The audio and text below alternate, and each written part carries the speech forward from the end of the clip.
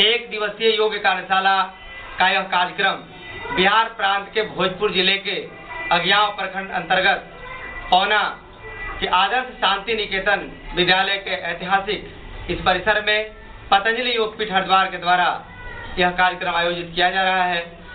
योग और प्राणायाम के माध्यम से छात्र छात्राओं के शारीरिक एवं मानसिक रूप से स्वस्थ करने के लिए और उस व्यक्तित्व को पूरे राष्ट्र को ये समर्पित करने के लिए यह अभियान चलाया जा रहा है और हमारे छात्र छात्राओं के भीतर एक आदर्श और एक सात्विक आध्यात्मिक चेतना विकसित हो सके और वह व्यक्ति जीवन में कहीं भी चाहे किसी भी परिस्थितियों में पड़े वह व्यक्ति कभी भी धाराशायी ना हो सके।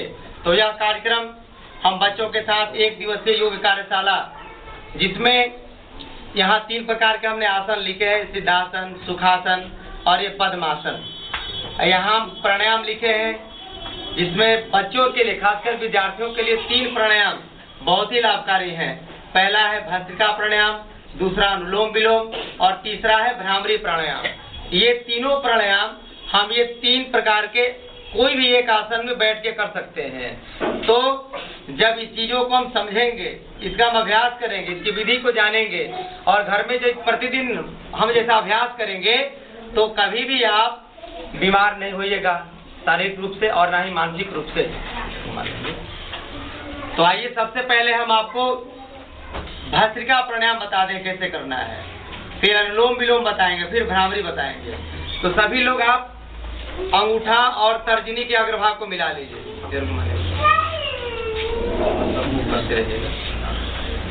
अंगूठा और तर्जनी के अग्रभाग को मिलाना है और बाकी तीनों उंगली को सीधा रखना है। अब ये हथेली को नीचे ला करके घुटना पे रख लेते हैं, ठेवना पर। हथेली आसमान की तरफ खुली है। अब मेरुदंड को यानी कमर से लेकर के और माथा तक पीठ को सीधा रखना है। सीधा बैठ जाइए।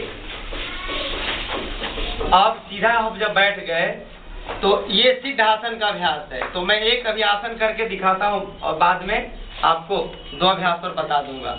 इसमें बाएं पैर को नीचे रखते हैं और दाहिने पैर को जब ऊपर चढ़ाते हैं ऐसे, तो ये दोनों घुटना जमीन पे चढ़ जाता है, थोड़ा जगह का ऐसे कुर्सी का ऐसा हो रहा है, तो ये सिद्धासन हो जाता है।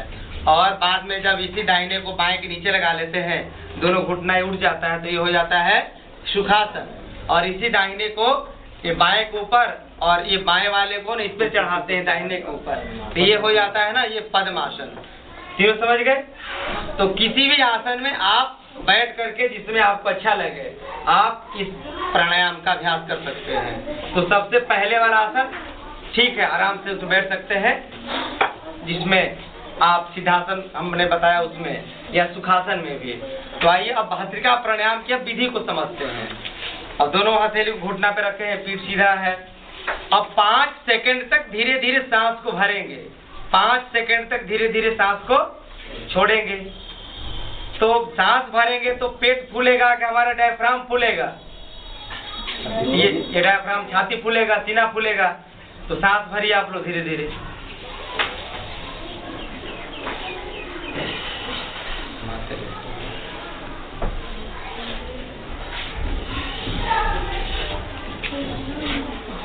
सांस भरिए पूरा।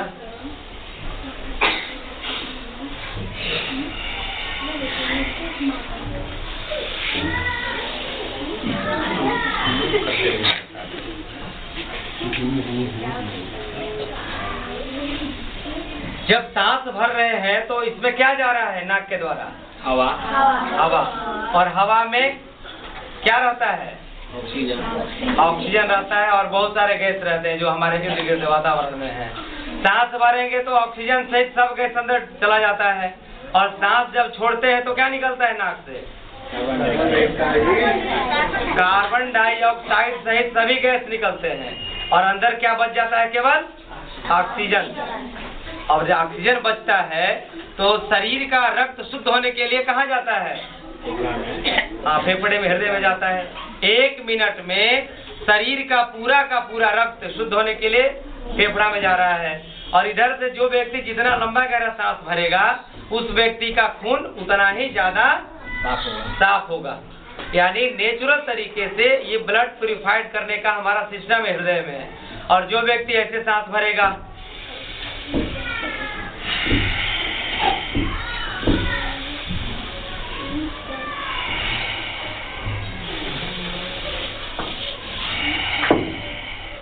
तो उस व्यक्ति का खून क्या होगा? साफ होगा। जब साफ होगा तो मेरे साथ बोलिए कौन कौन सी बीमारी में फायदा करेगा?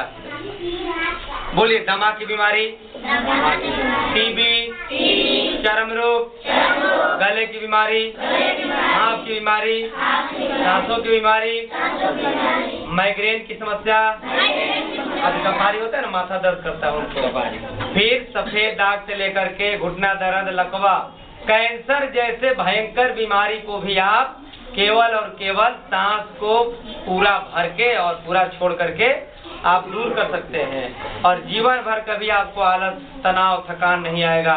किसके द्वारा? केवल सांस के द्वारा। फेफड़े में 4 से 5 लीटर हवा अटने का जगह है। इसमें स्पंज जैसा छोटे छोटे छिद्र होते हैं। जब हम हवा भरते हैं पूरा सामान्य जीवन में, तो मात्र 200 ml हवा भरते हैं। कितना हवा भरते हैं? 200 ml। बस 200 से 400 ml, और बाकी जगह खाली रहता है। और जब खाली रहेगा ज्यादा दिन तक, तो उसमें क्या होगा? जैसे घर है, साफ नहीं करेंगे तो झोल लगेगा, कीड़ा लगेगा, नहीं, खराब होगा, टूटेगा, फूटेगा। और जहाँ जिस घर में रोज सफाई करेंगे, रोज झाड़ू लगाएंगे, रोज पोछा लगाएंगे, वो घर कैसा रहेगा? सुंदर रहेगा। उसी प्रकार जो व्यक्ति पूरा पूरा सांस नहीं भरेगा, उसको तुरंत आने वाले समय में, 1 महीने में, 2 महीने में, साल, 2 साल, 5 सालों में हार्ट की बीमारी, लकवा की समस्या, माइग्रेन की समस्या, ब्रेन हेमरेज, हार्ट अटैक, तमाम प्रकार की बीमारियों से वो व्यक्ति ग्रसित हो जाता है। कारण कि उसका हार्ट इन्फेक्टेड होने लगता है, संक्रमित होने लगता है। किसके द्वारा? सांस नहीं भरने के कारण। इसलिए सांस को पूरा भरना है। कैसे भरना है सांस को? 5 बार भरिए ऐसे।